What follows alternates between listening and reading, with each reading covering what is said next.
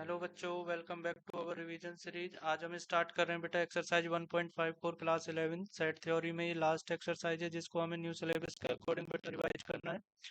तो क्वेश्चन इसमें हमें जो क्वेश्चंस करने हैं वो किससे रिलेटेड होंगे? कॉम्प्लीमेंट ऑफ ए सेट से।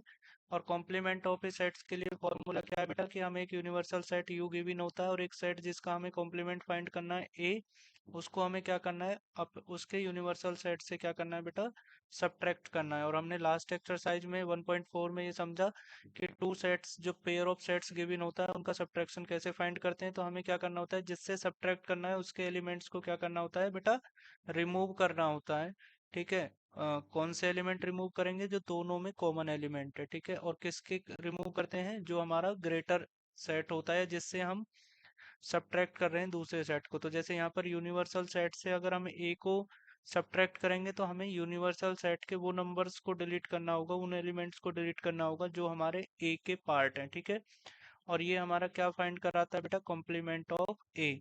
तो अगर हमें ए सेट्स का कॉम्प्लीमेंट बताना है तो हमें यू माइनस ए करना है, बी सेट का कॉम्प्लीमेंट बताना है तो यू माइनस बी करना है, सी सेट का कॉम्प्लीमेंट बताना है तो सी माइनस यू माइनस सी करना है। ठीक है बेटा, चलिए स्टार्ट करते हैं क्वेश्चन नंबर फर्स्ट इस एक्सरसाइज का। क्वेश्चन नंबर फर्स्ट में एक सेट है यूनिवर्सल सेट जिसके एलिमेंट है 1 2 3 4 5 6 7 8 9। और एक सेट है ए जिसके एलिमेंट्स है बेटा 1 2 3 4। एक और सेट है बी जिसके एलिमेंट है हमारे कितने, 2 4 6 8। और इसमें एक एक अनदर सेट हमें गिवन है 3 4 5 एंड 6 वाला। ठीक है। तो इसका कॉम्प्लीमेंट फाइंड करना है। तो कॉम्प्लीमेंट कैसे फाइंड करोगे बेटा? तो कॉम्प्लीमेंट फाइंड करने के लिए जैसे अभी मैंने फॉर्मूला बताया आपको, यू सेट से इसको क्या करना है, सब्ट्रैक्ट करना है।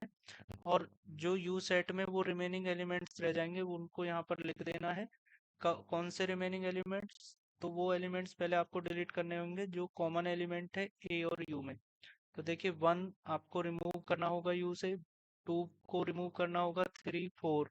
ये अगर हम 4 एलिमेंट यहाँ से रिमूव कर देते हैं तो जो बचे हुए एलिमेंट्स है वही हमारा क्या हो जाएंगे, ए कॉम्प्लीमेंट कहलाएंगे। इट मीन्स अगर हम इनडायरेक्टली कहें तो कॉम्प्लीमेंट क्या होता है बेटा, उन सेट्स को कॉम्प्लीमेंट बोलेंगे किसी सेट का जिसमें वो एलिमेंट एग्जिस्ट नहीं करेंगे जो ऑलरेडी हमारे जो बेसिक सेट था उसके एलिमेंट थे।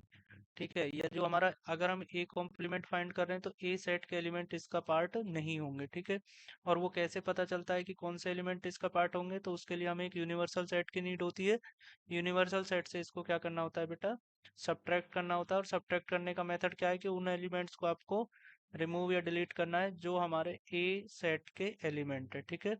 अब ऐसे ही आपको सेकंड क्वेश्चन में क्या फाइंड करना है बेटा, बी कॉम्प्लीमेंट। तो बी कॉम्प्लीमेंट कैसे फाइंड होगा कि आपको बी सेट को यूनिवर्सल सेट यू से क्या करना है, रिमूव, बी सेट के एलिमेंटों को रिमूव करना है। तो देखिए सब्ट्रैक्ट करिए यहाँ पर 2 4 6 8। तो 2 4 6 8 को अगर आप यहाँ से रिमूव कर देते हैं, पहले मैं इसको थोड़ा सा क्लियर कर दूं जिससे आपका फोकस वहीं पर रहे। तो देखिए, तो हमें क्या करना है बेटा, यूनिवर्सल सेट से इस बार किसको रिमूव करना है, बी सेट के एलिमेंटों को। तो बी का पहला एलिमेंट क्या है बेटा, 2 फर्स्ट एलिमेंट है, 4 हमारा सेकंड एलिमेंट है, 6 हमारा थर्ड एलिमेंट एंड 8।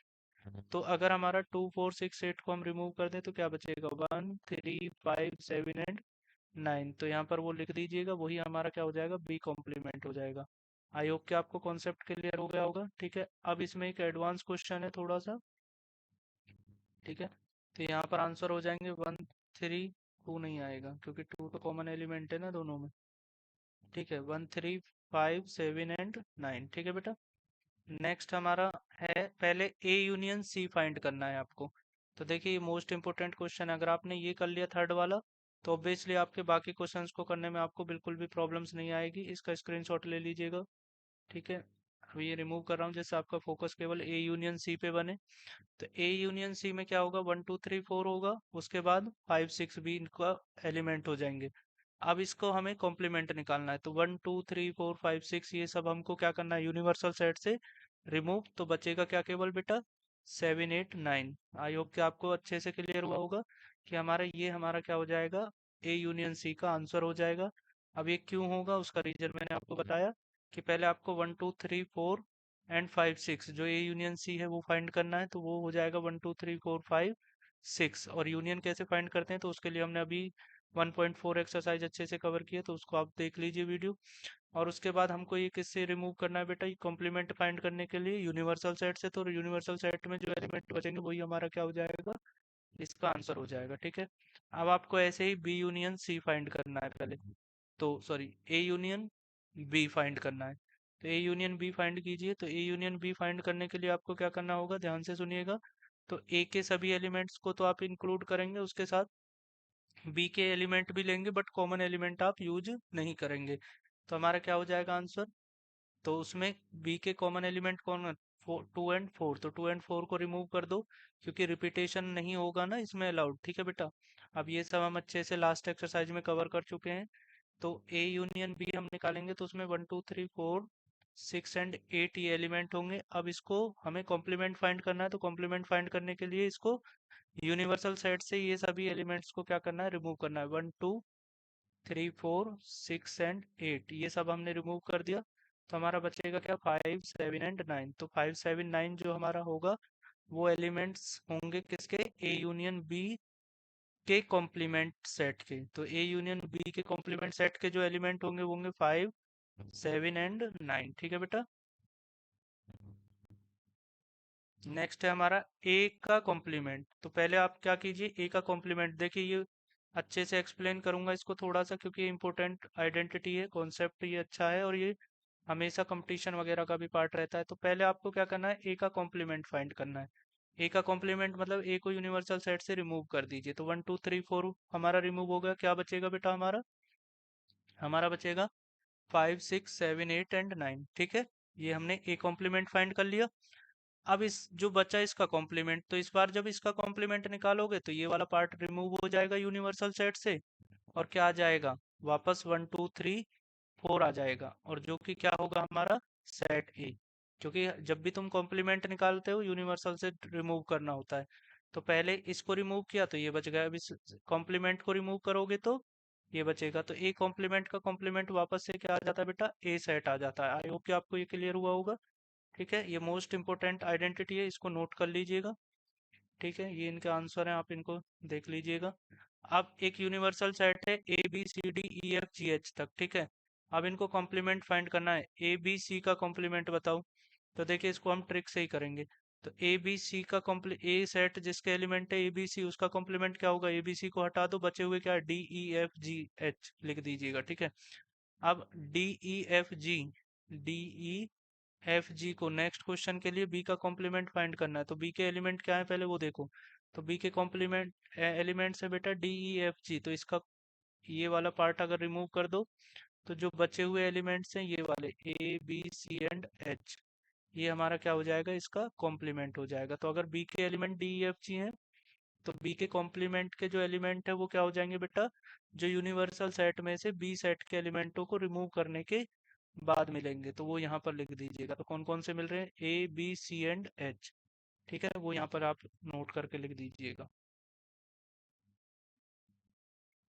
नेक्स्ट है हमारा क्वेश्चन बेटा देखो, ए बी सी ई जी, ए बी सी ई जी इनको पहले रिमूव करो।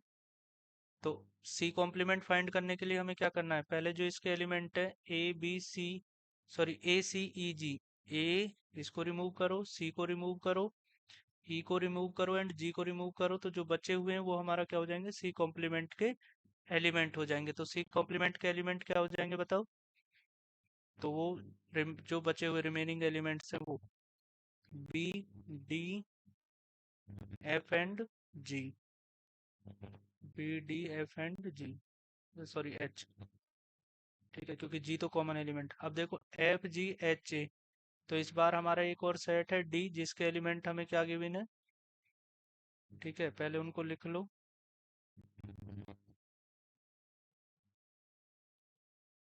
तो F G H A, F G H A, F G H और ए को रिमूव कर दो, बचा हुआ क्या, बी सी डी ई, वो हमारा डी कॉम्प्लीमेंट हो जाएगा। ठीक है बेटा, तो इस तरह से देखिए कितने सिंपल क्वेश्चन है, बी सी डी ई हमारा क्या हो जाएगा, डी कॉम्प्लीमेंट हो जाएगा।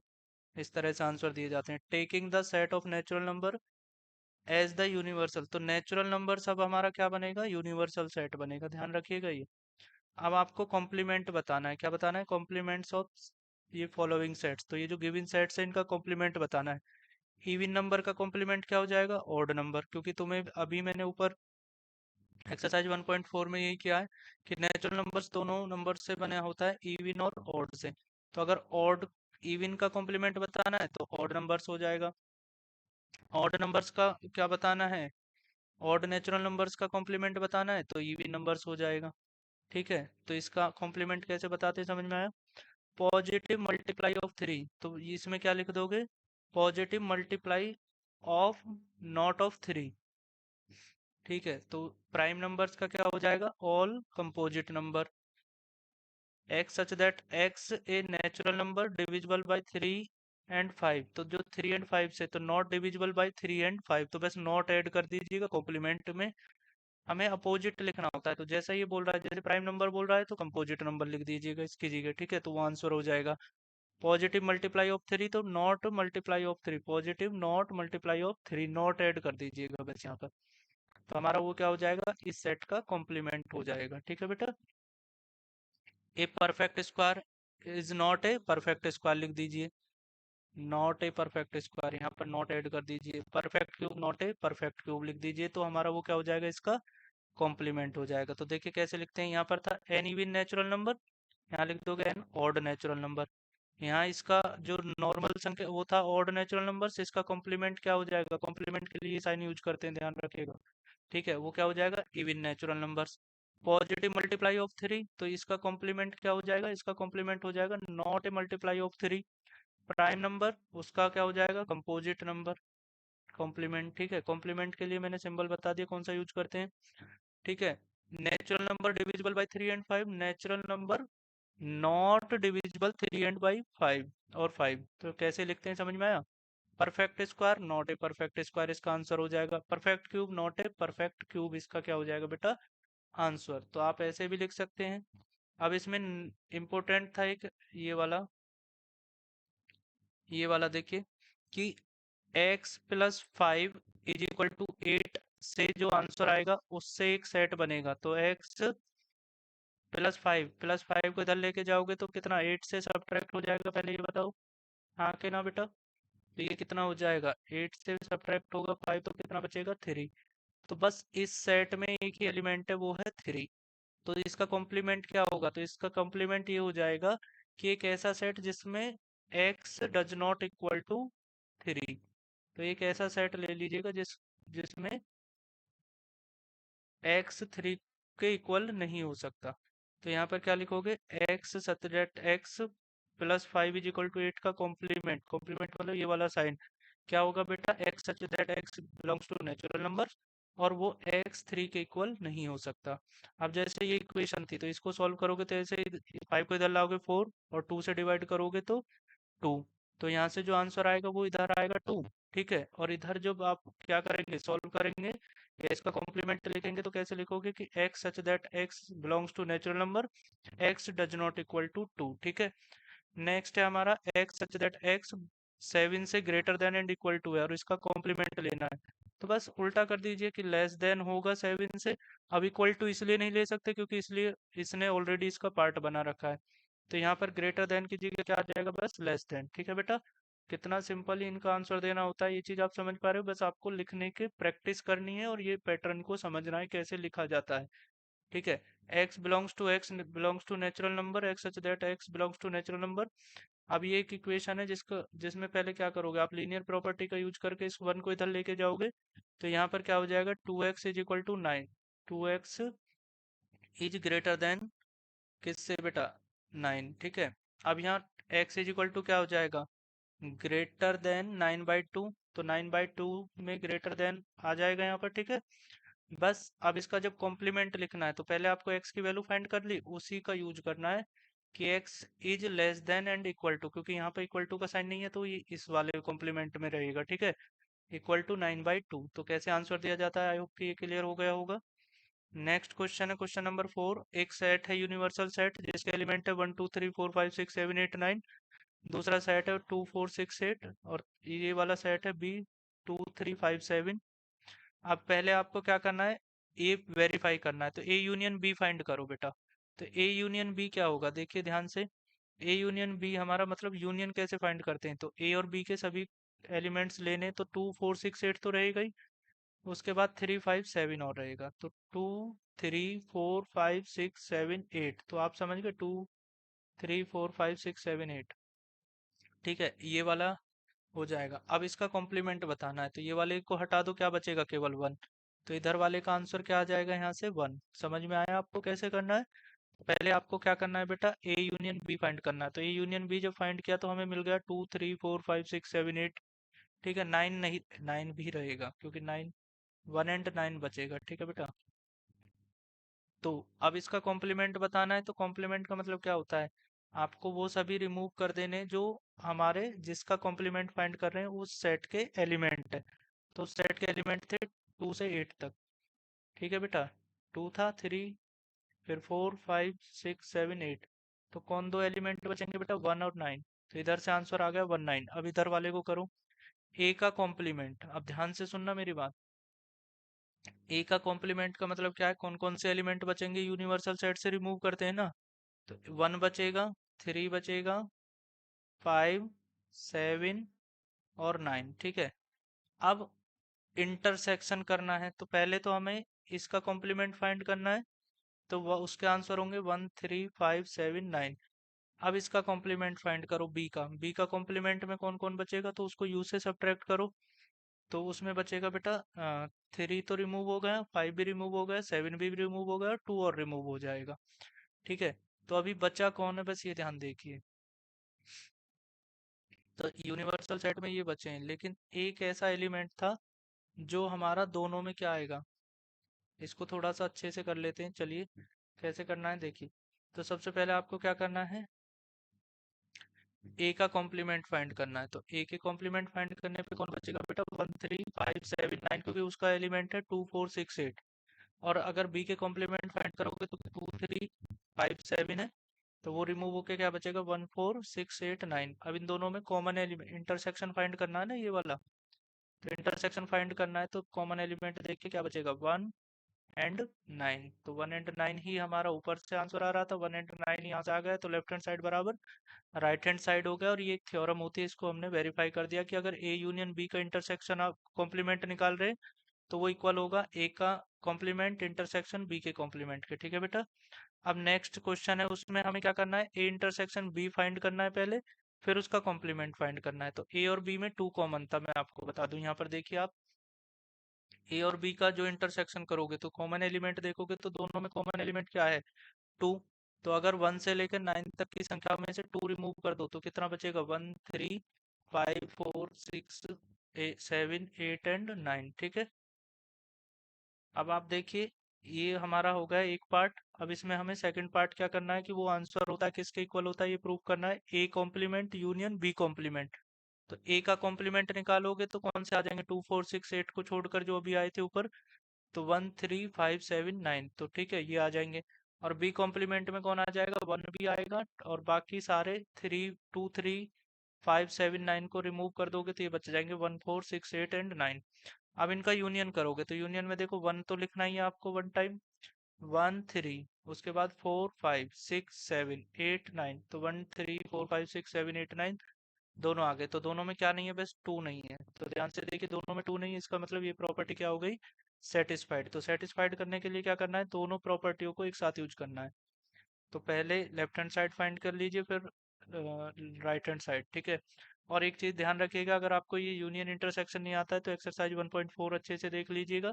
उसमें हमने यूनियन कैसे फाइंड करते हैं वो, और इंटरसेक्शन कैसे फाइंड करते हैं, ये सबका अच्छे से डिस्कशन किया। ठीक है, नेक्स्ट है बेटा, आपको वेन डायग्राम की हेल्प से इन चीजों को डिस्कशन करना है कि ए यूनियन बी का कॉम्प्लीमेंट क्या होगा। तो देखिए पहले ए क्या होता है, ये ए है, और बी क्या होगा, तो बी हमारा अगर एक सेट ऐसा है जिसमें कुछ कॉमन हो भी सकता है बी में, कोई दिक्कत नहीं है। तो अगर हम ए यूनियन बी की बात करें तो ए यूनियन बी ये बनेगा।